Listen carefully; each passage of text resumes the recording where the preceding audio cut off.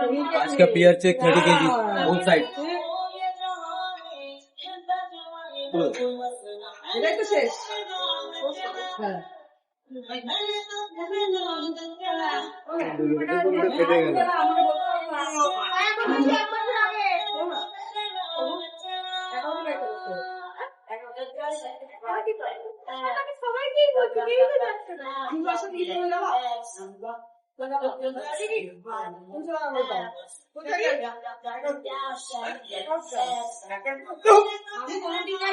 জলে তো না ভয় লাগে